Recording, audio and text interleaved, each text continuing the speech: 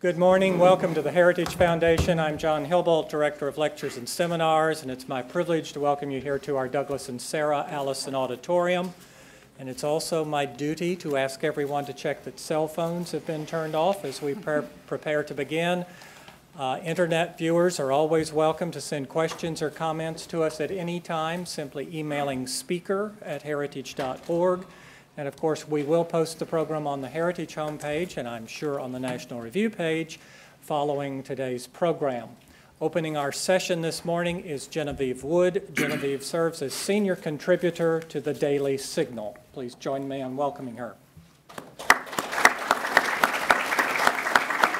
Thank you, John, very much. Well, good morning, everyone. I am Genevieve Wood of the Daily Signal. We're the news organization here inside the Heritage Foundation. And on behalf of President Jim DeMint of Heritage and my Heritage colleagues, along with our friends at National Review, we welcome you to this event. There's a lot to talk about. There's a lot going on in the world, but certainly something that has caught the attention of many Americans is the whole issue of our border. Is it secure? How that's affecting our country, how that will impact immigration reform as we move ahead. So that's what we want to talk about this morning. And I think we have a terrific panel to kick off our session. And then, of course, we'll be hearing from the governor. Just a reminder, we will be taking questions at the end of our panel this morning. We'll have microphones for you. So anyone who wants to ask a question, just raise your hand. We'll send a mic to you. You present your name and affiliation, and we'll go from there. So first, let me begin by introducing our panel. I'm going to introduce everyone, and then they will each make their remarks. First speaking this morning is Jim Carafano. Jim is the Heritage Foundation's Vice President of Foreign and Defense Policy Studies. He oversees 4 centers here on the front lines of international affairs: the Allison Center, the Asian Studies Center, the Center for International Trade and Economics, and the Margaret Thatcher Center for Freedom. Jim is an accomplished historian and teacher, as well as a prolific writer.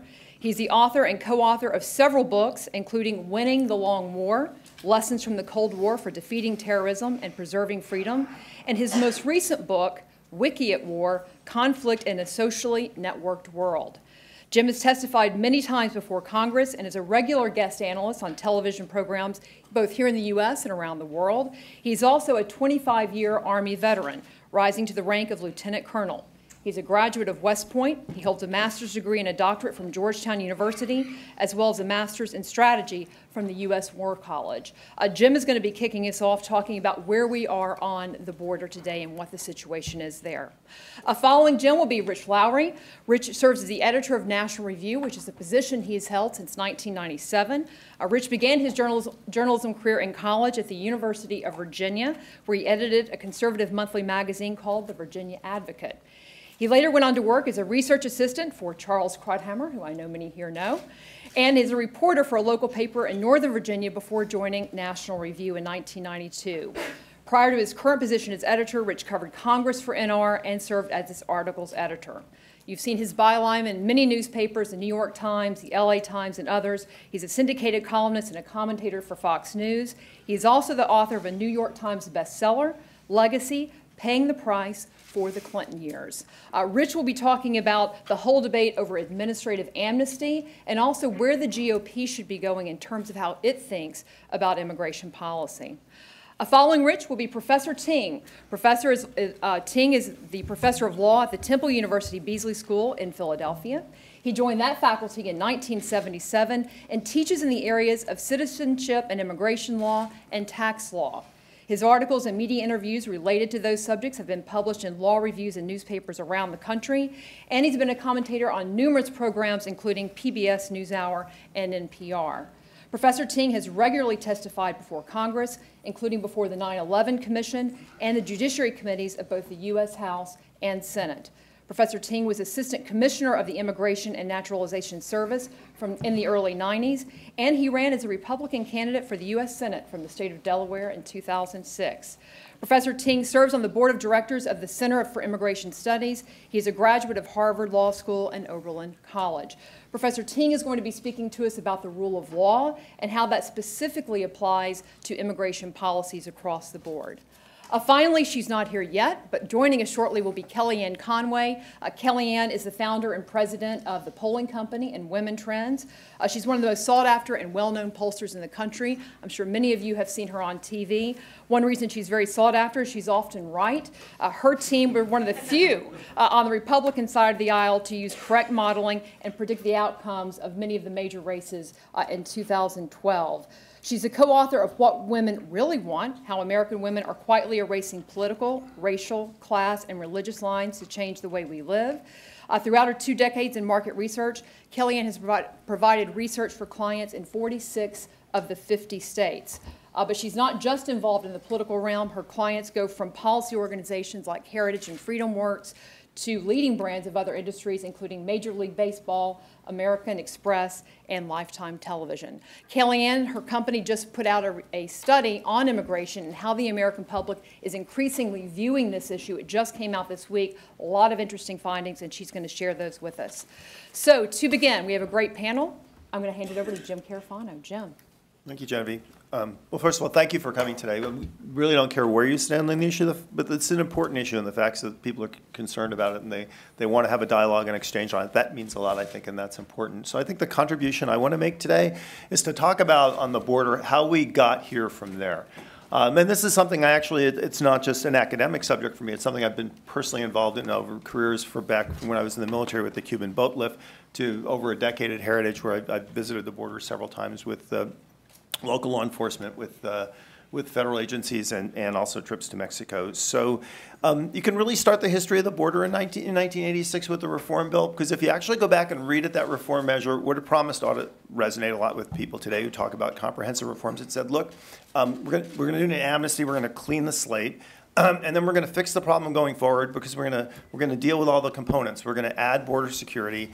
We are going to implement better visa programs so we can get the workers that employers need to grow jobs and grow the economy. And we're going to force internal immigration and workplace enforcement laws. So that was a promise. Well, we definitely did the amnesty. We didn't do so much on the visa reform and the worker reform and the internal enforcement that was promised. But we actually did enhance border security. And that's, I think, very interesting. Dave Mulhausen is a terrific researcher here at Heritage. Did a fascinating study several years ago where he looked at the available social science research on the border, and what he concluded was there was actually a lot of consensus about what happened, and that is we continually put more money and more resources on the border through the 1980s into the 1990s. Government actually did what it promised. It did a lot more border security, and as a result of that, the unlawful population of the United States actually grew. It was about 3 million. Eventually, it grew to about 16 million. So how did that happen? Well, in part it happened because since it was more difficult to get in, people that came in, instead of being more migratory in their employment, they'd come and do seasonal employment and go back to Mexico, because the majority of the population came from Mexico. Since it was difficult to get back in, they would just stay. And since it also happened to coincide with the rise of the economy in the 1980s, in the late 1980s, and there was a lot of construction, you could actually have full-time year-round employment by going from seasonal job to seasonal job. So, so people stayed more, so that bumped up the population. The economy was growing, so people tried harder to get in because the transactional costs are pretty low. If you got, in a sense, thrown back, all you did was try to come back again until you got in. So the economic incentive of getting in was far higher than the cost it was of getting caught and getting sent back. And then the third, of course, is that only about, and the estimates on this vary a great deal, but somewhere between 40 and 50%, we think, of the population that's unlawfully present actually came in through a legal point of entry and then simply overstayed their visas. So border security, no matter how you wrap it up, doesn't affect that. As a matter of fact, the tougher your border security gets, actually the more growth you get in the unlawful population from people that come through legally and just overstay.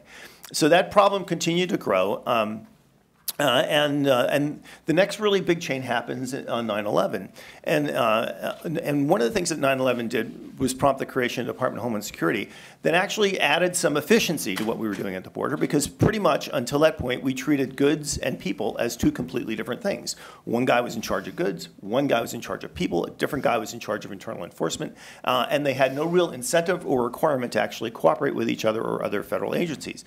So one of the things that the Canadian Department of Homeland Security did accomplish is they call it one face of the border, and we did gain some greater efficiency from how we address border security issues, and that was good. Not just because of being concerned about security at the border, but also recognizing that the border, both the northern and the southern borders, are economic engines for America, and that an enormous amount of economic productivity occurs because of the process of crossing the northern and the southern borders. And so the job of the security is not just to keep bad things out, but to keep the people's goods and services that are growing the economy in the Western Hemisphere moving. And there was a lot of effort put at that. So in 2007, when we talked about, the last time we talked about comprehensive immigration reform, the model that was proposed to kind of move us forward again was pretty much a repeat of 1986. So what was really interesting is, as that was being discussed, not shockingly, the numbers of illegal crossings at the border started to bump up. So again, just the promise of amnesty caused the numbers to increase. And then, of course, the bill failed. And the administration at the time said, okay, we get it. Okay, you don't want to do this, but we're going to continue to work on internal enforcement, and we're going to continue to work on border security. And they did. And the numbers, starting in 2008, started to go down. Now, we can equate some of that to the fact that we were in a recession, so that's probably true. But some of it was also due to the increased security. And those numbers continued to decline through about 2012. And in 2012, what happens? Well, you have the confluence of a couple of things going on there. One is you have the impact of military sequester, and that does impact border security, because a lot of the illicit border crossing activity, which is the movement of people, guns, money, and drugs, was as a result of the cartels. And the amount of interdiction that we did against the cartels significantly began to drop. I was down in Key West talking to the guys coordinating that back in the earlier part of the decade, and they said, you know, if we had twice as many assets, we still wouldn't have enough to interdict everything we find. And that was at a time we were growing the mission. The mission significantly atrophied, so the pressure on the cartels has gone down. So that put more pressure on the border. The second thing that put more pressure on the border was actually the success. We did a great job with Plan Colombia. A lot of the cartels were pushed out of Colombia. And what they did is they went to other places and they started to set up business. That combined with really, I think, poor interaction that we had with countries working on public safety and security missions in Central America in the last couple of years. The money was going to the wrong programs. We weren't working with those governments very well. And all that really led to a strengthening of the cartels. And of course, the other thing we had in 2012 was DACA, the deferred removal of alien children. And much like 1986, that was, whether the administration intended or not, we can debate that forever, that was largely put up as a billboard saying now is a good time to come to the United States because another round of amnesty is coming. And we saw those numbers start to climb in 2012 and mushroom recently. So that's kind of what has gotten us where we are. And you know, there are lessons to be learned from this history, and I think they're pretty clear. Americans all want border security. Everybody wants a safe, secure, productive border. I haven't found anybody on any side of the debate yet that thinks that's a bad idea. Having said that, we've never quite wrapped our hands around what it really takes to do that. You can't secure a border by standing on the border, because the border is just one step in a line of migration and economic activity that runs from Latin America way into Canada, both legal and illegal. So you have to address the system as a whole if you really want to change the behavior. So yes, good border security is part of that, but so is the enforcement of your internal laws. So is having worker programs that get you the workers you need when they need them to grow the economy and grow more jobs.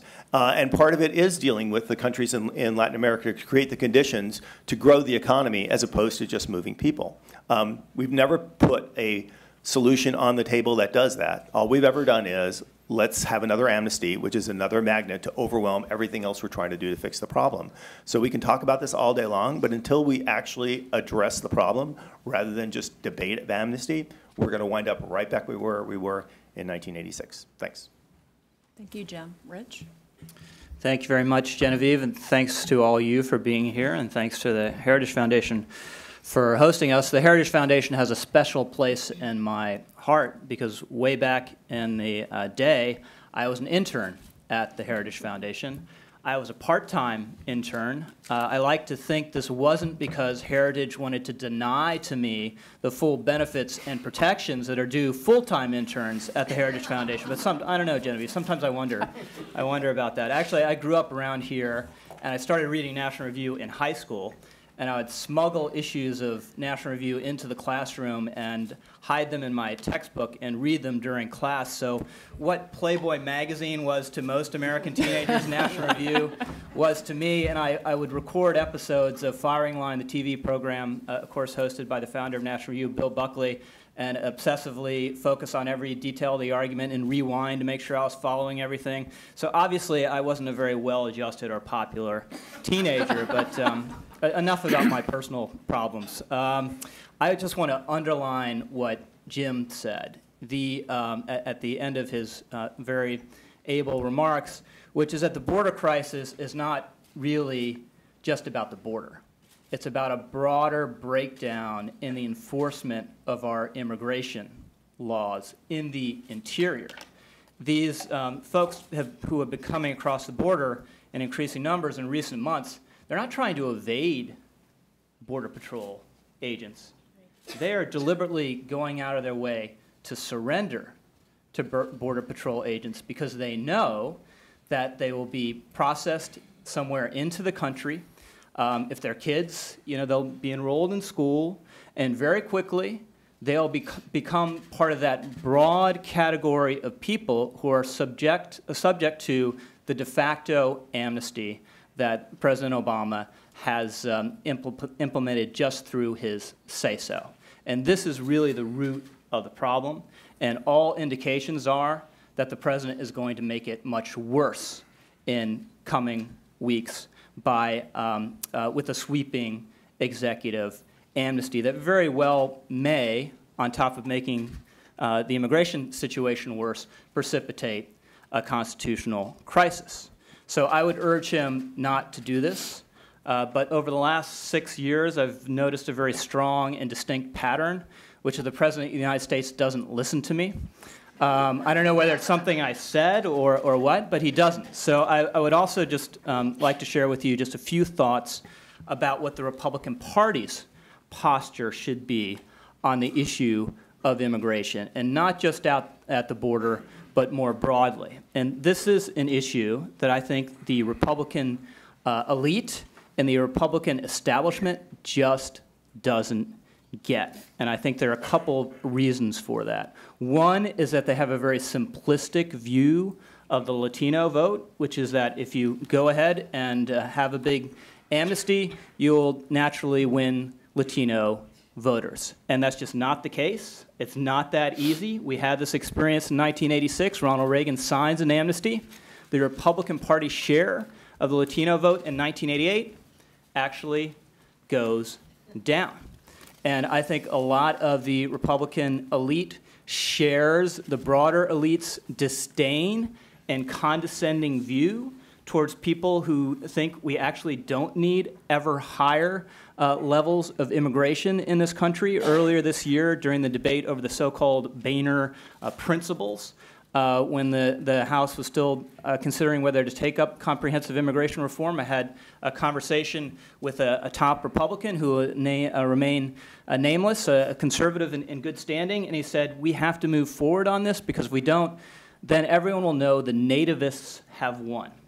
And apparently by his definition, most of the Republican Party are nativists and most of the country are nativists because survey after survey shows that people do not want higher levels of immigration of the sort we would have seen in the Gang of Eight bill. And finally, the Republican establishment is obviously very close to big business interests who are desperate for higher levels of low-skilled immigration, more guest workers, because they love the idea of cheap labor. And this really gets, for me, to the crux of the matter. I believe, with many of my colleagues who have been arguing this for a while now, that the Republican Party is over-invested in the entrepreneurial idea. Entrepreneurs are important. Financiers are important. Big business is important. But there are also people out there called workers. And I believe it's very important for the Republican Party to reconnect with its original founding ideal as a party that believed in the inherent worth of all labor, which means you have equal dignity as a worker, whether you're working sweeping the streets or whether you're vice president of the United States. Okay, that might not be the best example. You probably have more dignity if you're sweeping the streets. But the fact of the matter is the Republican Party cannot truly be the party of work and the party of workers the way it should be if it's insistent on importing ever higher levels of low-skilled labor to compete with native and immigrant workers down the income scale who are already here. And I have to tell you, the next time I hear a Republican strategist or a Republican politician say that there are jobs that Americans won't do, that person should be shot, he should be hanged, he should be wrapped in a carpet and thrown in the Potomac River. That's what they did to Rasputin. I think it was a different river, but let me tell you, it works. And the fundamental American attitude towards work is captured in a story about Calvin Coolidge's son. And it was after Calvin Coolidge had become president. Calvin Coolidge's son was out working in a hot field that summer. And some snotty kid came up to him and said, you know what, if my daddy was president of the United States, I wouldn't be out here working in this hot field. And Calvin Coolidge's son said, you know what, if your daddy was Calvin Coolidge, yes, you would. Now, that's the American attitude towards work. In 1861, the great founder of the Republican Party, Abraham Lincoln, said, whatever is calculated to advance the condition of the honest, struggling, laboring worker, I am for that thing. And it is long past time that the Republican Party realizes that mass, low-skilled immigration, whether it's legal or illegal, is not one of those things. Rich Lowry, thank you very much. Professor Ting. It's a pleasure, pleasure to be here, and I associate myself fully with the previous remarks of both Rich and Jim. Let me say that both my parents were immigrants, and of course, all Americans should admire and respect immigrants. We're not nativists, right? But that's not the issue. The issue is how many, given the fact that we admire and respect immigrants, given our immigrant tradition, how many, and specifically the issue is, do we let everyone in the world who wants to come here, right?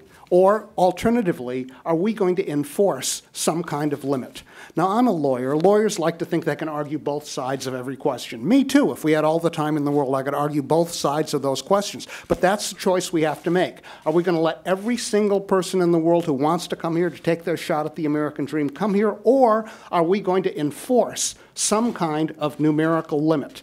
That's a choice. It's a hard choice, especially hard choice for elected officials, because neither of those choices is really appealing. Open borders, let everyone in, that's not going to sell. Everyone knows that. You can't take that position. But enforcing a limitation means you have to turn around people who look a lot like our ancestors, who just want to work hard, take their shot. They're not criminals, they're not national security threats. We have to say no to them.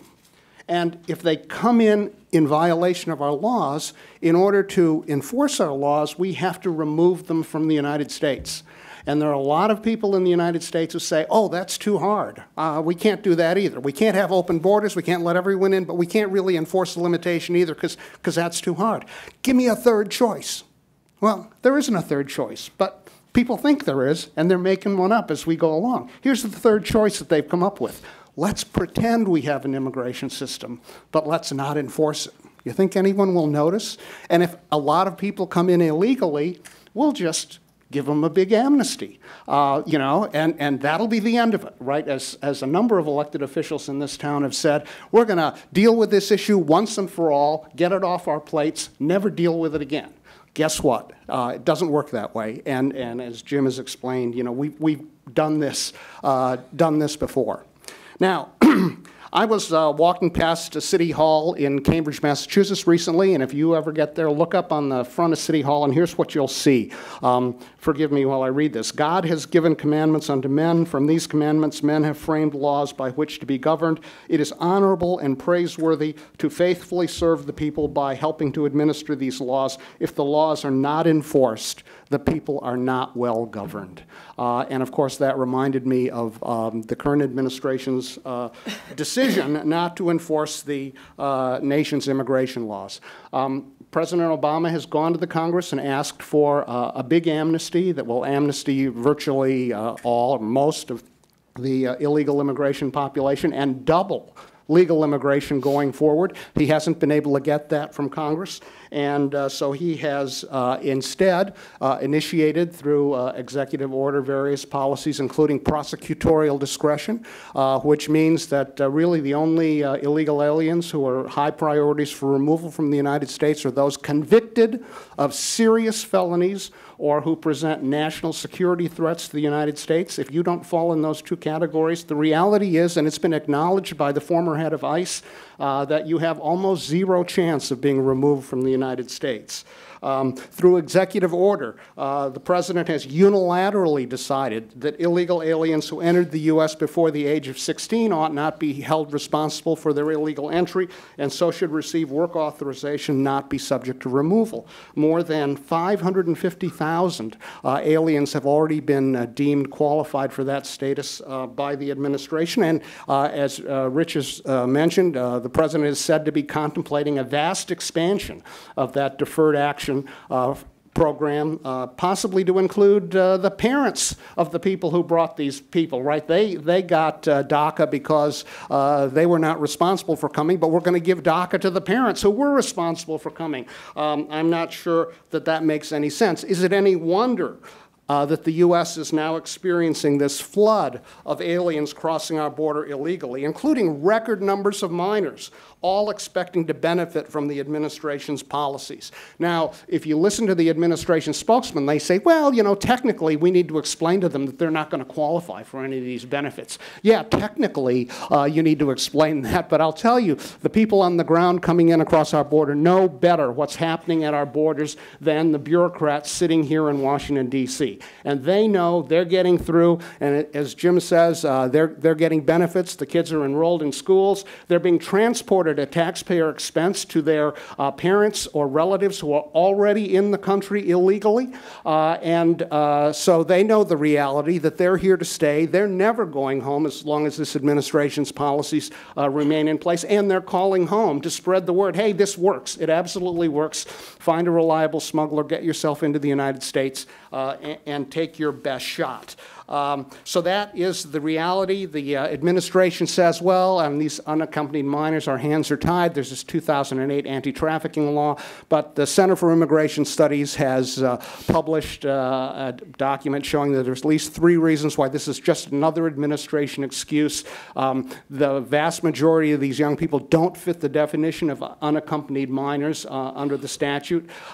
They are not victims of trafficking. They're being smuggled. Their families are spending large sums of money to smuggle them into the United States to join relatives that are already here. And finally, there's an exception in that statute for exceptional circumstances, which members of Congress have already cited. Last point I'll make is this. What if a future president wants to cut income taxes to a flat 10%, but can't get Congress to go along with it?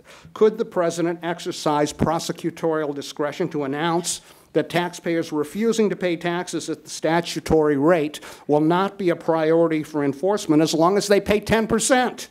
It seems to me that's where the president is leading us right now. If we want an imperial presidency, and we've been talking about one for a long time, if we want Cesar Chavez as our president, that's the way to go. Thank you. Professor Tang, thank you very much. Kellyanne, I introduced you earlier and told folks that you had a great study coming out this week with a lot of good information on where the public is on this. We'll hand it over to you. Thank you. I was on the Excello when you introduced me. Thank you very much, Genevieve and co-panelists, and thank you to the Heritage Foundation. And I'd like to thank all of you for your interest in our remarks today, or at least your excitement in seeing Governor Perry and giving us some time ahead of that. We do have a big poll that came out this week on immigration. It's a very deep dive that goes beyond some of these very simplistic, useless questions, frankly, about do you support or oppose, quote, immigration reform. You can ask Americans fill-in-the-blank reform and always get a high response. We support Q-tip reform, unless we know what it's going to cost us and what the relative benefits and liabilities are to each of us and to us as a nation. So we took a deeper dive and a look at the immigration reform issue and the immigration issue overall. The entire 10-page memo is provided through a link, and you also have hard copies of it, so it's there for you to see. Let me go over some of the key results that I think also show some of the underlying empirical evidence to some of the remarks made earlier today. First of all, in 27 years of polling, I have never seen immigration at the level where it is in terms of the American consciousness. I think what has happened at the border very recently has brought into sharp relief some public opinion. Out of sight, out of mind is over. People know what they see, and seeing, of course, for the public is the first step toward believing. So what is it they see and they believe? First, you have 18% of Americans saying that immigration is a top issue that they believe Congress and the President should address. That's not going to happen if you ask it the traditional way, what is the top issue that Congress and the President should address? There it'll be 4 or 5% maybe on a high day. But when asking people, is immigration your top issue? Not your top issue, but in your top 3, not in your top 3, but in your top 10, and then not even in your top 10, which is really the way people think. 18% say it's a top issue, an additional 39% say it's not the top, but it's in the top 3. And so you do have a spiking of, I think, paying attention and just pricking the American consciousness. As goes the border situation, the lens through which many Americans are looking at immigration generally, most Americans say it is not humane and compassionate to have the children there. I have hardly seen, these shelters or safe havens set up in Nancy Pelosi's district or Steny Hoyer's district down the street from here. Everybody's got a pie in the sky of idea, but very little action on the issue. The media seem to be in Ferguson, Missouri, as is the chief law enforcement officer, Eric Holder, not down at the border. What Americans say about immigration and the president's role and Congress's role in immigration is very simple. They don't see either party having a natural advantage on immigration, and I'd like to make that very clear. It is true that President Obama's disapproval rating on immigration is over 60%. It's 4 points higher than his disapproval rating generally. But neither the Republican Party nor the Democratic Party right now sitting here has a natural advantage vis-a-vis voters on the issue. Part of it is a lack of a coherent plan, frankly, or lack of a coherent message. If even base voters can tell me what the 4-point or 5-point plan is from either party, I'm listening. But we did test the recently House-passed 3-point plan by the Republican Party, but did not associate it with them. 58% of Americans support and 32% oppose this plan, which basically has 3 main parts. Quote, extra funding for immigration enforcement, making it easier to return young illegal immigrants to their home countries, and restricting the president's ability to act on his own. That goes for any president, not just this president, to restrict a president's ability to act on his own with respect to immigration. In a separate question, 74% of Americans say they would like the president to work with Congress, not on his own when it comes to immigration. And let me read you some key crosstabs there that are in your packet. It's 74% overall would prefer the president to work with Congress. 21% say it's okay for him to go it alone. But it's a majority of independents. It's 81% of independents, 56% of Democrats, 75% of moderates. Really the only subgroup ideologically or politically that wants, that's on page 5, that wants the president to act like the Lone Ranger on immigration are self-identified liberals. There's a real divergence of opinion all throughout the survey between Democrats and liberals, and I would imagine those Democrats include many who are running for U.S. Senate this year as well. So what do people want? Well, the immigration issue is a big issue in and unto itself, but it is also, as has been remarked by my colleagues here, it is also seen as part of the overall economic equation. And just politically speaking, electorally speaking, if Republicans think they're going to run on jobs and the economy for the 5th election in a row, they're probably going to get the result that Mitt Romney got and Ken Cuccinelli got. If you only talk about jobs and the economy, it just means too many different things to too many people. And when you talk about jobs, frankly, to Rich's point, We've been speaking for a while also about the difference between talking to just the job creators, the entrepreneurs he mentioned, that you didn't build that. Most Americans do not fancy themselves entrepreneurs or want to be entrepreneurs. That's about 7% of the country. Another 7% or so are the job seekers, who Rich was talking about. They're the folks who are unemployed, or maybe a higher number chronically unemployed or unemployed and stopped looking. But if you're only talking to the job creators and the job seekers, you're up to about 15% of the country. The vast majority of American households are job holders. And they are the ones paying very sharp attention to what's happening at the border and with immigration policy overall. They are the ones saying, why do we have 2, 3 jobs in our household? We're not worried about losing a job or replacing a lost job, but why is the job no longer enough? And it was enough when your grandfather had a job or when my grandfather had a job. And they do worry about the job security, and they do worry about everyday affordability and long-term economic security. And they look at immigration as one piece of that overall economic equation. So it should not just be looked upon in some hermetically sealed issues package. It is seen as part of the larger macroeconomic picture. And all throughout this survey, it's very clear that Americans don't believe that we have a surplus of jobs. They believe that we have a surplus of job seekers, and they are competing for these jobs. Americans overwhelmingly believe that Americans who want to do jobs, who are looking for work, should have a fair opportunity, if not a preference, to do that work.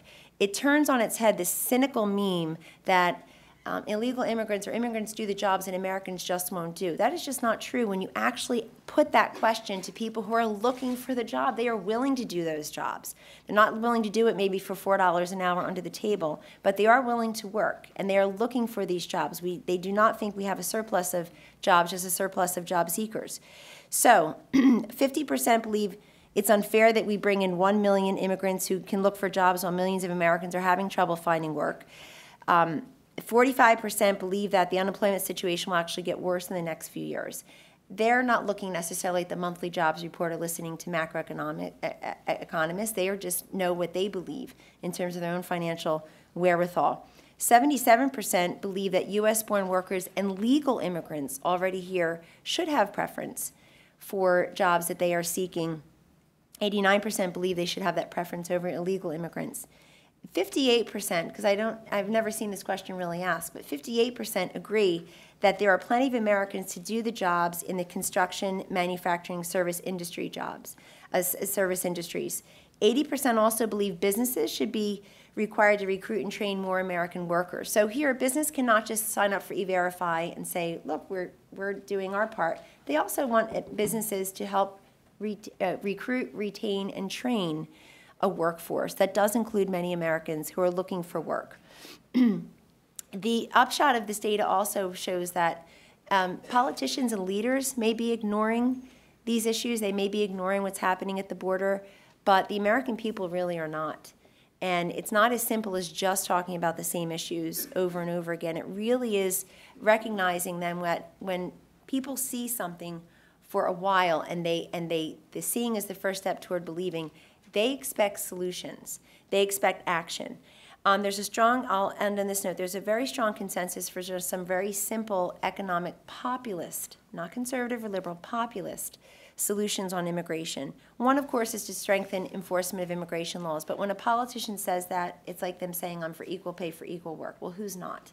Everybody, if you have an 80-20, Richard Worthland, God rest his soul, my first job in polling, my first boss in polling said to me 27 years ago, if you see an 80-20 issue, you actually wasted the poll question because everybody agrees with enforcement. But ladies and gentlemen, Americans see that as the floor, really far away from the ceiling. Very far away from the ceiling. So yes, they do agree with strengthening enforcement of current laws. They also believe in encouraging. This is an important word. So many people talk about denying and restricting. They believe in encouraging immigrants who are here, illegal immigrants who are here, to return to their home countries, particularly these children at the border, and encourage them to do that. And they also believe in limiting chain migration to the nuclear family. This is incredibly important to them. Finally, I will say, if you look at the final page, you see a tremendous amount of, I would say, tripartisan, both gender, regional, all ideology agreement that, yes, rule of law, national security, macroeconomic consequences are incredibly important, but really jobs is the primary motivator for awakening action on immigration. You see that Hispanics, even liberals pipe up there, independents, those making less than $40,000 a year, and 85% of blue-collar workers agree with this. They believe that protecting American jobs is an incredibly important point of this immigration equation to them, even if it's left out of the national conversation. Thank you.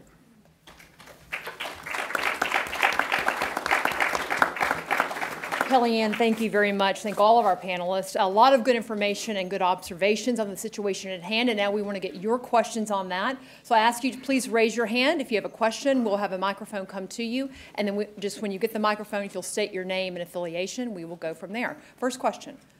Gentleman here in the front. Here's the microphone. Ken Meyercourt, World Docs. Do we owe anything to impoverished third world countries not to lure their best and their brightest through increasing the H-1B visa cap, as Heritage suggests, or as former Mississippi Governor Haley Barbour suggests, handing out green cards at graduation ceremonies? Thank you. Can I address that? Yeah, so I think it's great. The one thing I'm really excited about this panel, and I think the great thing that has been the strength of the immigration debate, is when you get people on the panel that don't absolutely agree on totally everything, that's how you actually have dialogue and move real forward. And so I don't actually think it's important that everybody agree on every absolute thing about this. And jobs, I think, is a really, really good example.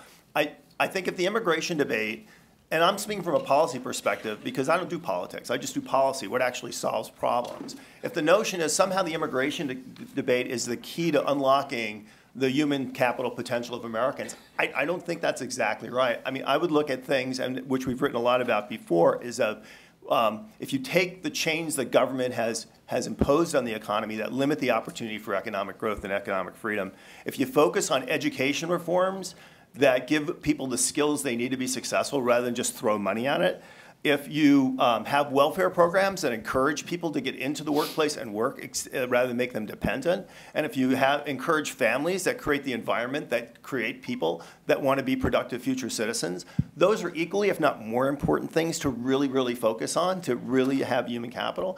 I think human capital is the most valuable thing America has, and I think the ability to draw that from around the world is actually a huge competitive advantage for us.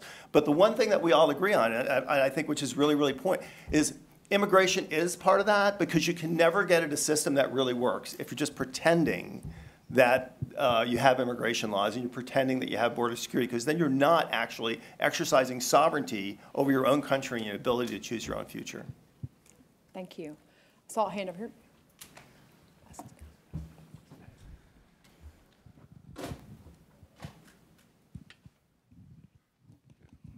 Thank you, ma'am. John Gizzi, Chief Political Correspondent with Newsmax.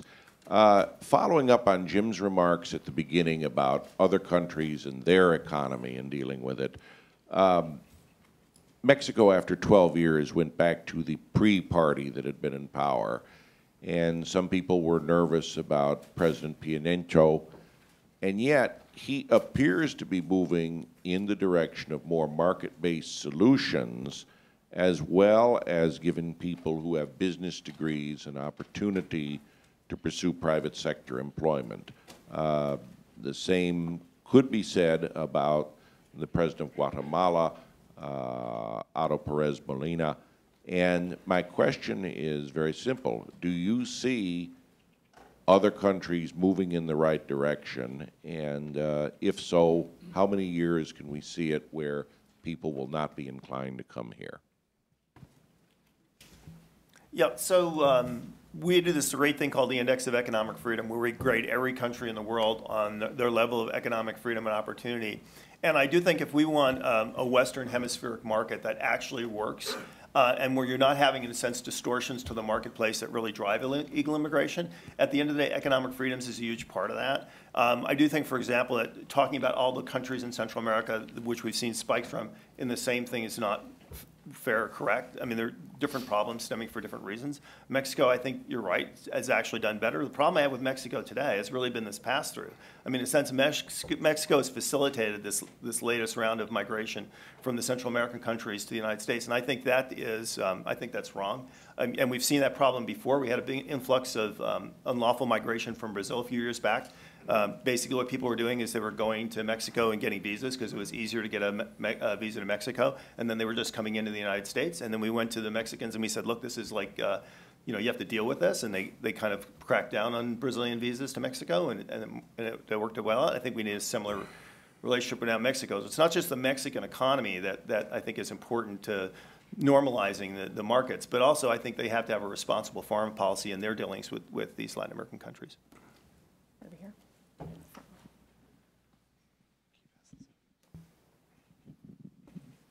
Thank you. Leandra Bernstein, Ria Novosti. There's been a lot of discussion about the rule of law here, and it's pretty much been identified that the United States isn't exactly following our own immigration laws. But when it comes to international requirements to honor refugee statuses, or refugee status, I've spoken to a lot of people on, I'd say, the other side of the immigration debate who see the U.S. turning away, especially the young immigrants from Central America, as a violation of our responsibility to honor incoming refugees, which is also connected to the U.S. commitment to fighting the drug war in Central America, Latin America. So what is our responsibility to international law as far as refugee status with these immigrants? I think international law places a more restrictive burden on the United States and on other countries than we think it does. The definition of a refugee is someone who's got a well-founded fear of persecution on account of race, religion, nationality, social group, or political opinion. That's it. So if you're fleeing generalized poverty, if you're fleeing generalized violence, if you're even fleeing civil war, you don't actually fit the definition of refugee. That's just a fact under the international law. In reality, the vast majority of people coming through should be turned around, and the United States has laws on its books providing for expedited removal at the border, where we make a quick determination. Do you even have a credible theory under which you're a refugee on account of race, religion, nationality, social group, or political opinion? And if not, we can turn you around at the border. Now, the president's saying, well, but I've got this 2008 unaccompanied minors being trafficked law that ties my hands. I can't use expedited removal at the border. And as I've said, and as CIS.org has said, there are good reasons why we shouldn't be applying that law. We're using that law as an excuse. But I think our actual international obligations are being respected under current law. And indeed, one could argue the United States has consistently gone beyond our international obligations. We've gone outside to bring in overseas refugees from refugee camps around the world to whom, under international law, we have no obligation. And yet we regularly bring refugees to the United States because they're in need of refuge, and we want to do our fair share in the United States. So I think we have a record of dealing with refugees in the United States which exceeds our international obligations, and is one of which, frankly, we can all be proud. Gentleman right in the very back row. Go ahead. Thank you. Joel Mandelman. I'm an attorney. I have one question for Professor Ting and one for Ms. Conway. Could Congress legislatively, consistent with the President's Article 2 power to grant amnesties, outlaw all of his amnesties, legislatively undo the deferred prosecution policy and so forth? Or is Congress, because of separation of powers, barred from doing that? And for Ms. Conway, you've got all this polling data that shows that taking a much tougher line on immigration reform is politically popular. Why is it so difficult to get the leadership of the Republican Party to pay attention to these numbers, or are they just so emotionally or financially tied to the U.S. Chamber of Commerce that no matter what data you showed them, they just won't budge? I'll take the second first. Well, the leadership in the waning days of Congress, they passed this bill, and we tested it. It supported 58, 32 opposed, just the tenets of it, TENETS, without explaining, who was behind it. I don't think blaming the chamber is advisable so much as something Rich Lowry said earlier. I think there's this huge misperception that and frankly, it's a cynical, if not elitist one, held by many, that if the way to win Hispanic voters is through immigration, and I think it's incredibly cynical because it treats Hispanics, first of all, in this country as a monolith. It's really the way the left believes all women care about is everything from the waist down. So let's just talk to them about abortion, which now they call, quote, women's health. And soon they'll just call it women's issues or women, or we'll just touch our temple and know what they mean. But so on immigration, it's similarly cynical. And it also is just completely disproven. Hispanics are like every other cohort in America in public opinion polls. They care an awful lot about many issues. Immigration is one of them. And I believe Phyllis Schlafly put out a masterful report earlier this year where she dissects, and everybody I'm sure can access it, Phyllis Schlafly, Eagle Forum, she dissects how untrue that just is.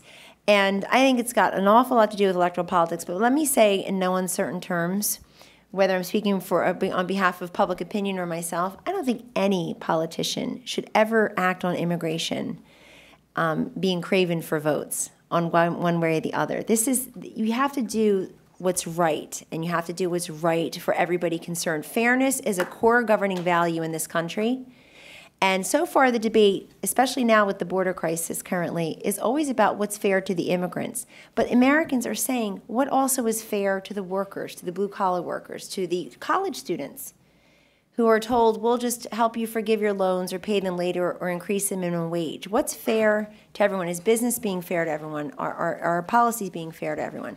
So anybody who is doing anything on immigration with votes in their eyes really should take a look in the mirror and find another line of work, or actually compete for jobs. And on the question of what Congress can do anything they want to do and are able to do. I mean, the reality is, in order to enact legislation under our Constitution, you usually have to get the president on board, or you have to override a presidential veto, and in the current situation, that's very difficult to do. We should not lose sight of the fact, however, that Congress has enacted laws already. We have very complicated immigration laws in place that were enacted by both houses of Congress and signed into law by the President of the United States. And those laws set up a very complicated formula which decides who can come into the United States as a legal immigrant and who can't. And by the way, we have the most generous legal immigration system in the world, bar none. We give out more green cards for legal permanent residents with a clear path to full citizenship every year than all the rest of the nations of the world combined. So let's not lose sight of that. Congress has spoken on this question. They've enacted the laws. It's up to the president to fulfill his constitutional obligation to faithfully execute the laws properly enacted under our Constitution by Congress. And just let me associate myself with that sentiment, because the problem is, right, if you already have laws in the books that the President of the United States is ignoring, what good is passing a new law saying he should honor the laws that are on the books going to do? And, the administration's defense is that just this is an exercise of prosecutorial discretion, and there is some wiggle room like that's traditionally been used, but it's been just for minuscule cases. Chinese students subject to deportation at the time of the Tiananmen Square crackdown, well, that you delay their deportation. But nothing that is this sweeping. And prosecutorial discretion typically involves you don't have enough resources to prosecute everyone, so a few people you let go because you don't have the energy and the time and the resources. This is entirely different. This is taking energy and resources and personnel from enforcing the laws and using them to administer an entirely new dispensation under the laws. Because whatever this new DACA is, if it works like the old DACA, People will have to apply, the applications will have to be reviewed, they'll have to get ID cards, so there'll be a whole new administrative apparatus devoted to this, created out of nothing in defiance of the laws that are already on the books. And we're going to have to leave it there. Ladies and gentlemen, please help me thanking our panelists, Kellyanne, Professor Ting, James Carafano.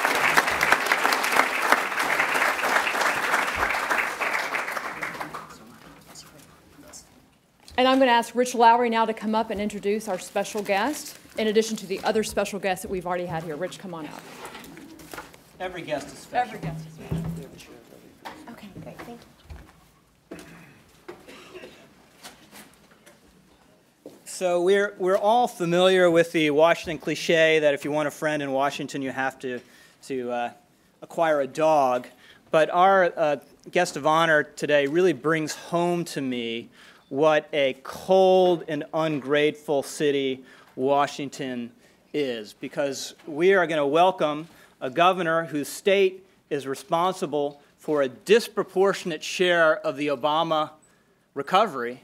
But does he get any gratitude from the White House? I mean, come on, Governor Perry shouldn't have to be slumming it here with the rest of us at the Heritage Foundation in the middle of August. He should be at Martha's Vineyard with the President of the United States playing 18 holes of golf, you know, every day. But we know that's implausible because the governor has a real job and does not have that kind of leisure time. We've asked him to come here today to discuss a lawlessness on our border. Unfortunately, since the time we extended this invitation, he has become familiar with and a victim of an entirely different kind of lawlessness, and this pathetic joke of an indictment last week, which I believe is already backfiring. And just one sign of that is, have you ever seen anyone look as relaxed and happy in their mugshot as Governor Rick Perry? I have to tell you, the next time I need one of those, a new little picture for my driver's license, I'm not going to the DMV. I'm going to Texas to get a mugshot after seeing that thing. So without further ado, let's welcome a great spirit, a great friend of National Review and the Heritage Foundation, a leader on the border, as on so many other issues, Governor Rick Perry.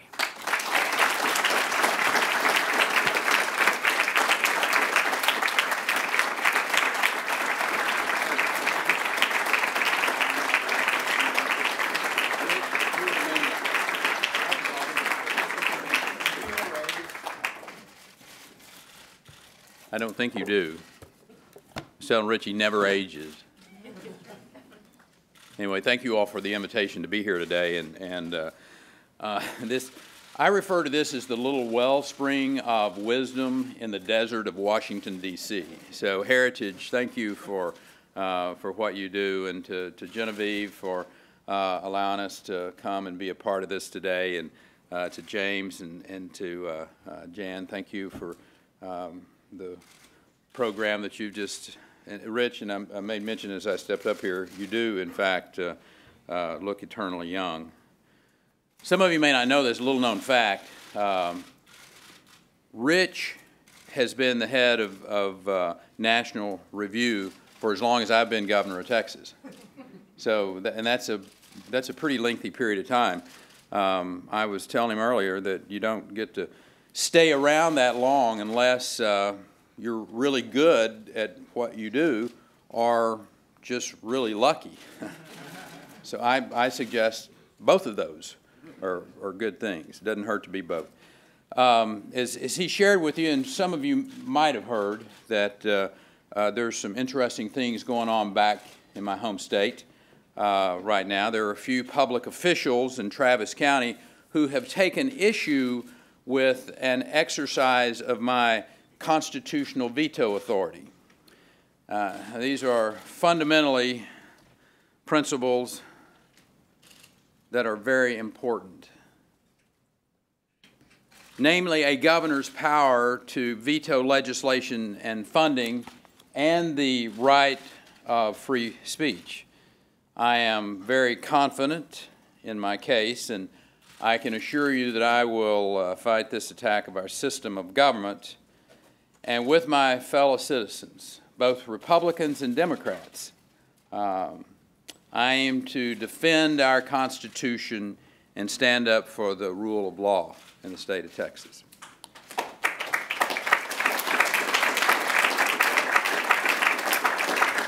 To all of you who work here at Heritage or at National Review, or for Republican leaders across the way, you have for 5.5 years been among the leading voices of the opposition. Every bit as much as William F. Buckley and Ed Fulner and the whole conservative movement of another era, you have carried the flag when it wasn't easy. For conservatives across America, you have kept the supplies coming. You have been there with reasoned arguments, principled criticism, and spirited debate. You have been there to show optimism and camaraderie. And that's the mark of every good cause from my perspective. You've been holding the ground as best you can. And more than that, you've been pointing the way back for a new conservative majority. See, we've got 29 months left on the presidency of Barack Obama. That's the bad news. The good news is that he's got exactly 136 days left until the next Congress convenes with a Republican House and a Republican Senate. He's going to get a little taste. He's going to get a little taste of checks and balances. He has an appointment, if you will, come January 3rd with constitutional limits. The election of 2014 is America's last chance to pass judgment on the Obama presidency. And something tells me he's not going to like it. You know, how different it is as we look back now when you think about how this presidency began. He came in decrying the smallness, the pettiness of Washington politics. He was the constitutional law professor who was going to raise our sights and make things work. He was going to govern a different way, uniting the country and building respect across party lines. And maybe you remember the part about improving America's standing in the world. There were all kinds of offenses for us to atone for. Our reputation, we were told, needed some polishing, and he was the right guy for the job. The constitutional law background has worked out in a rather interesting way when you think about it. 20 times, unanimously, the Supreme Court has had to set him straight on the limits of executive power. And when an American president is constantly exceeding his lawful authority, it doesn't exactly do much for bipartisan goodwill either. He's taken to saying, if Congress won't act, I will, which certainly stirs up a certain element of our society out there. The problem is we've still got two elected branches of government in this country, and yet for all of those inconveniences, we still like to do things democratically. We're seeing this misuse of presidential power right now. And one of the issues that brings us here today, and that is the integrity of our nation's security, our nation's border. We have a crisis on our southern border that is entirely within the power of the president to deal with under the law. But he won't fully and consistently enforce the laws as they're written, that is, requiring the protection of our borders against unlawful entry. And he wants to establish new laws, such as the amnesty of 2012 without the consent of Congress. So on the one hand, we're seeing a willful neglect of clear presidential responsibility, and on the other hand, we're seeing an aggressive overreach into the powers that don't belong to the president at all. When laws are treated this way, what usually follows are chaos and grief, and that's exactly what we've got right now. There is no briefing from far away that can capture the scenes along our border. So, not long ago, I invited the President to come with me and have a look for himself. He happened to be in Dallas anyway on a very vital presidential trip to help the Texas Democrats. So why not chopper down to the border and take a look for yourself, see what's going on? He turned me down. And to this day, the President has yet to see the facts on the ground on our southern border, even though they are a direct consequence of his own policies. Children, 1,000 miles from their parents, they're vulnerable and afraid. They're drawn here by rumors of amnesty. There are these coyotes, there's smugglers, there's the gang members and lowlifes of other farms who are exploiting these children. And mind you, the unaccompanied children you've been reading about are just 20% of those illegally crossing the border. Many are adults. Some are working for the cartels, or they're involved in other serious criminal activities. Over the years, many thousands of violent crimes in the United States trace directly back to our porous border. These are thefts and assaults and murders that should never have happened because the thieves and the assailants and the murderers should never have been in this country to begin with. On our side, we have some very fine and dedicated people in the Border Patrol doing their level best under difficult circumstances. This summer, we began deploying up to 1,000 of our National Guardsmen.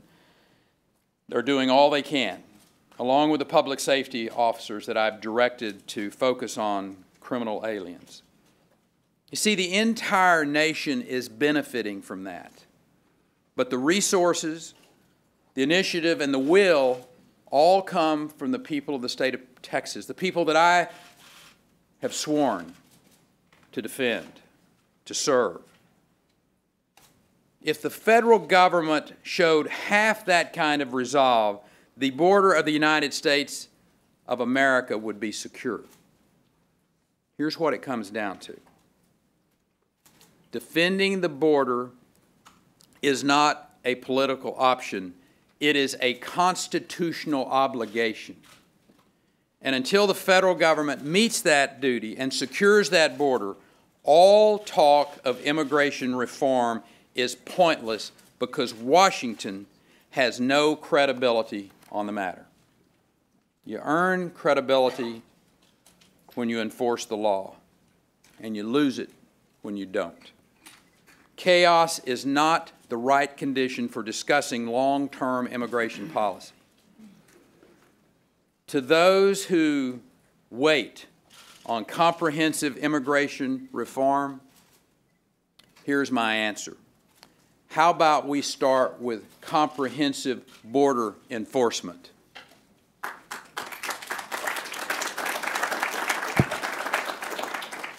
Border security, after all, is the nearest front of national security. And I'm sorry to relate that this front is today largely undefended. So many people come across the border without us ever knowing about it. And from a certain angle, the cartels, as vicious and as brutal as they are, might be the least of our worries. What other bad actors are coming here? Or for that matter, have arrived already? Where'd they come from? What'd they bring with them? behind all of the political opportunism that has marked this debate is a profound sense of false security. After all, we are watching this crisis at our border at the very moment that other crises far away demand our concentrated attention. Just consider the events in Syria and Iraq, other places in the Middle East. They should have us thinking about the possibility of another terrorist attack in this country. We have been put on notice lately by the jihadist army that is right now charging across a country we were told was secure and stable. And if the astonishing seizure of territory these past few months is any indication, then we have every reason to take these individuals at their word. Here too, alertness is everything. Here too, presidential leadership requires the most candid assessment of the facts on the ground because the most fundamental interests of our nation ride in the balance. And here too, we have to understand the consequences of doing nothing. All of us, Republicans and Democrats, have a duty to put no concern of politics before the security of America. We have to take things as they are in the world today, not as we wish things were. That certainly is the way you approach things here at Heritage. So let me allow just a few things that I would share with you on this unfolding crisis. 1/3 of Iraq is under the control of the Islamist terrorists. Nearly as much of Syria is dominated by these same jihadists.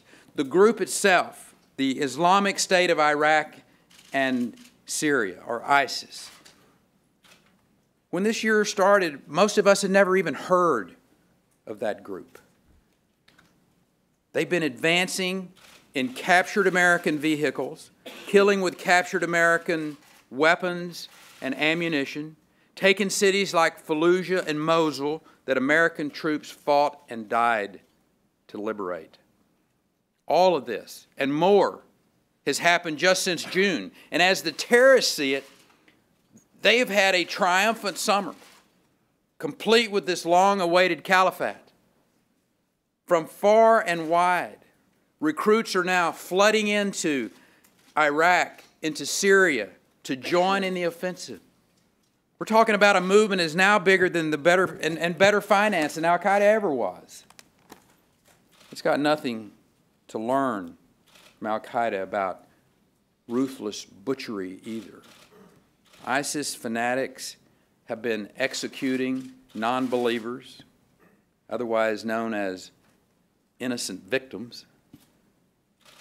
The poor souls who didn't get away have met the worst of fates: beheadings, rape, enslavement, crucifixions. That's the character of this enemy. And in case we miss the point, they actually take pictures of their atrocities and post them online, calling it a preview of what we can expect in America. We've all seen the sorrowful images of the innocent photojournalist, James Foley, forced to kneel and await his savage execution. The merciless killer was apparently British. And in this case, we were seeing a radicalized British subject beheading an American citizen in Iraq. Now, among other questions that come to mind, how many other jihadists out there are carrying Western passports? What missions might ISIS have for them? The danger of ISIS for the United States and other Western nations may still strike some people as a little remote. But for many Americans, of course, just about the last thing we want to think about is more conflict in Iraq and what that might involve.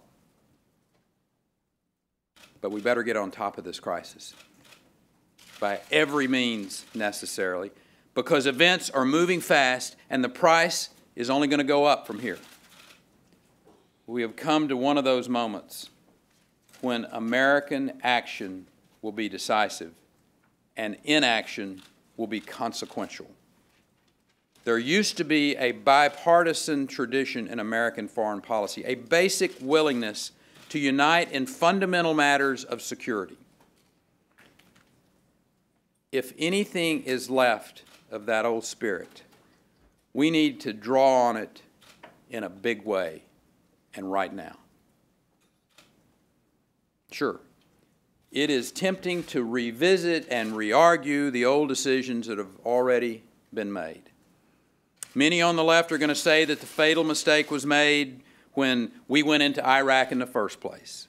Many Republicans would argue that the 2011 withdrawal from Iraq left some hard-won gains at risk. The pullout seemed to be driven by political calculations and not strategic ones. Still others take the view that no matter what comes next in Iraq, it's no concern of ours. Their attitude is, we gave it our best effort, but now we're done. And then there's the sense of regret and tragedy that still hangs over the failure to help Syrian rebels at a crucial point when it could have made all the difference. They could well have gained the upper hand against the Assad regime. Syria could have been spared a lot of violence and other trouble instead of becoming the ISIS stronghold that it is today. We heard from the White House that Assad must go. That was an opinion, not a policy. And so it all came to nothing. Just now, however, these and other questions, I'll suggest they need to wait for another day. We can talk about all the causes and the contributing factors all day long, and it will get us exactly nowhere. What matters in the here and now are outcomes that are still in our power to influence. We know what the jihadist objectives are in Iraq and Syria, so let's be clear and unequivocal about our own. Erbil, a strategically crucial city in the north of Iraq, must not be allowed to fall. The momentum of the fight must be reversed so that the cities overrun by ISIS can be taken back by Iraqi troops. In Syria, as well as Iraq, this terrorist army must be confronted with overwhelming force. In recent weeks, President Obama, his response has included limited airstrikes in hopes of finally slowing the ISIS offensive in the Kurdish north. He also sent 1,000 or so of our American military advisors and special operators. He provided humanitarian relief and aid to the Yazidis. And the least, well, the Yazidis that were able to escape and get into the mountains, the administration wishes, and for that matter, who doesn't, that this was just a humanitarian crisis. And when they talk about limited airstrikes, they place a great emphasis on the word limited. Yet, clearly, more airstrikes are necessary. Nothing less than a sustained air campaign to degrade and destroy ISIS forces is required. The Iraqi people are up against a terrorist blitzkrieg, and it went practically unhindered for many weeks. And even though these killers have seen glimpses of our superior power and technology, they need to see a lot more of it. And as for the many Iraqis who are trying to defend themselves and their country, they need to see more help from us. Air power is a major part of it, but it's also going to take more special operations, intelligence, and advisory support than we've offered so far. One more potent force for the good is the Peshmerga in the Kurdish region. They're a well-trained, disciplined militia. By every account, they have the will and the ability to fight back against the terrorists. What's missing are the heavy weapons they need to stop ISIS, counter its maneuverability, put it on the defensive. The United States and allies, if they are willing, should launch an immediate airlift and deliver those assets to the Kurdish forces. Peshmerga fighters, aided by American airstrikes in mid-August, have already thrown back ISIS in defense of cities that looked to be lost just a few weeks ago. The Peshmerga is a fierce and a ready force on the ground, and right now, they are in the best position to confront, overpower, and in time, defeat this enemy. In all of this, our allies, essential to the effort, and I might add, to the credit of the British and the French and the Germans, they have begun to act already. People in those countries, as in America, have been stirred to action in the last weeks by these chilling news reviews of the savagery of the Islamic State.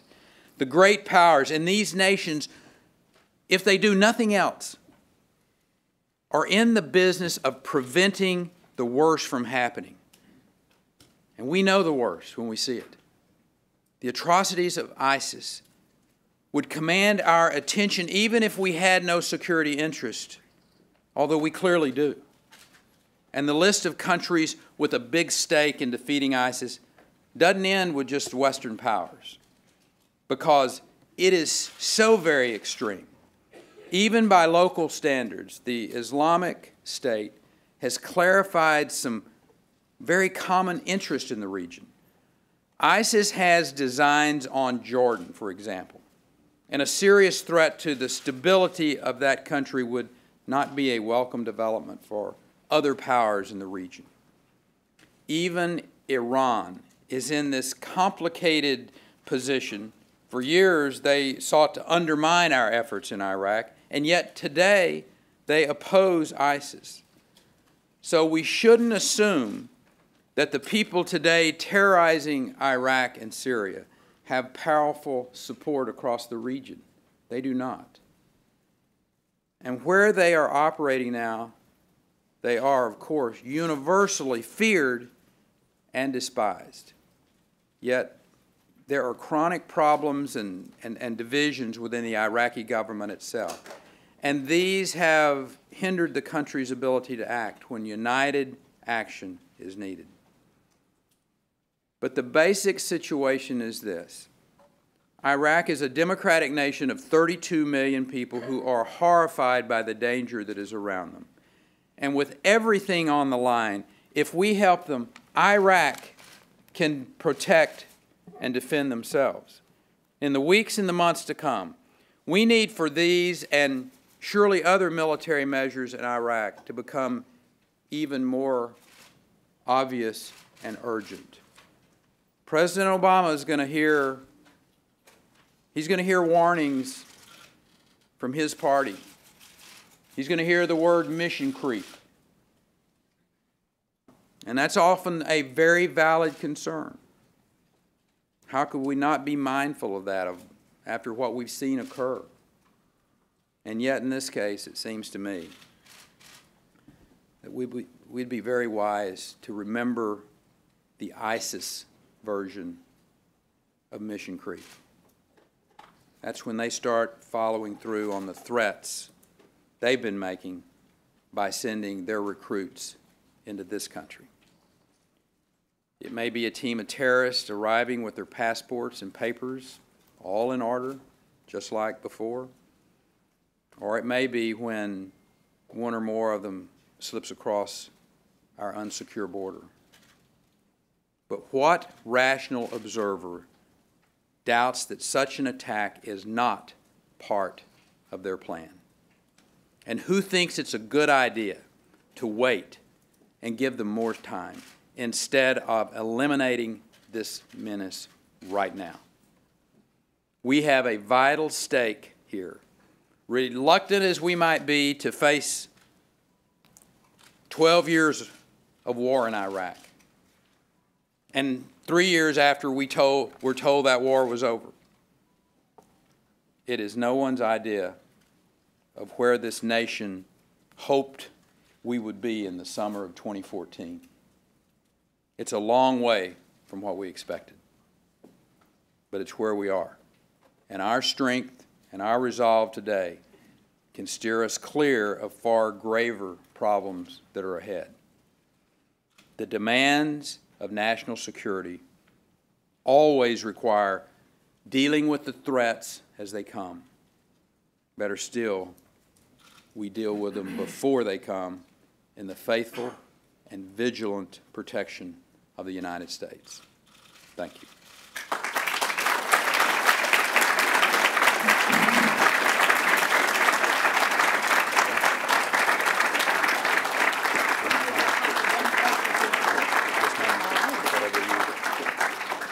You call it. You're in charge. Oh, I love hearing that. Governor Perry put me in charge. I'll play Al Haig up here for us. Ladies and gentlemen, we have time for just one question. And I saw his hand go up first, so we're going to give this here. We have a microphone. Please state your name and affiliation, and the governor will take your question. Thank you, Governor. My name is Steve LeBlanc, and I'm with U.S. Border Security Committee. And listening to your question or your statements, is there a concern that ISIS may be coming through the southern border into the United States? That's the question I'd like the answer on. Certainly there is, I think, great concern that the border between the United States and Mexico is unsecure, and we don't know who's using that. What I will share with you that we've seen historic high levels of individuals from countries with terrorist ties over the course of the last months. I'll give you one anecdotal picture of what's happening. 3 Ukrainian individuals were apprehended in a ranch in far west Texas within the last 60 days. So I think there's the obvious great concern that because of the condition of the border from the standpoint of it not being secure and us not knowing who is penetrating across, that individuals from ISIS or other terrorist states could be, and I think that it's a very real possibility that they may have already used that. We have no clear evidence of that, but your common sense tells you, when we've seen the number of criminal activities that have occurred, and I'm talking about the assaults, the rapes, the murders by individuals who have come into this country illegally over the last 5 years, that the idea that they would not be looking at and managing any of those types of attacks from that region is not a good place to be. We need to have clear and compelling forces, both law enforcement and otherwise, on that southern border to send the message that it is secure. The border can be secured. It requires boots on the ground. It requires the aviation assets. It's one of the reasons that we asked the FAA for the use of drones to be able to look down 24/7 through all weather, night and day, and identify activity that's occurring on the border. We've yet to have that approval. And obviously strategic fencing in the metropolitan areas is very helpful as well. So we have a serious issue facing this country in the security of our citizens. We need to be very vigilant. We need to be using every authority that we have. The President needs to be engaged in using his presidential authority, and Congress needs to engage in securing this country, because I will suggest, as I said in my remarks, until the border is secure, there will be no conversation in this country about any immigration reform. Americans do not trust Washington to deal with comprehensive immigration reform until that border is secure. Thank you. They said we actually have time for one more question. All right. So we're going to even Great. it out, and we'll come right here to this young lady. Thank you. Hi, Governor. Thanks for taking time to take the questions. I actually have one political and one policy question for you. First, sorry, Casey Hunt with NBC News. Politically, you discussed your indictment at the beginning of this. I'm wondering why you view this indictment as political if the judge in the case was appointed by a Republican and then the prosecutor also served in a Republican presidential administration. Policy-wise, on ISIS specifically, you've called for more aggressive measures from this administration, but you stopped short of saying traditional combat troops should be used on the ground. I'm wondering if you think that we should send traditional combat troops back to Iraq. When David Axelrod, Lanny Davis, Alan Dershowitz, Jonathan Chatt all say that this is sketchy, outrageous, totalitarian, and McCarthyite, I agree with them. And that's just on the Democrat side of the aisle. So I think all your options have to be open from the standpoint of dealing with this terror and this force in that country. I think signaling to your enemy what you are not going to put on the table is very, very bad, both strategical and tactical errors by this administration. We need to have all of our options open. It is too important to Jordan. It is too important to Israel. It is too important to the interest of the West in that part of the world to not stop ISIS. They are not going to stop in that region of the world. They need to be eliminated. They need to be eliminated now. Thank you all. Ladies and gentlemen, let's thank again the Governor of Texas, Rick Perry.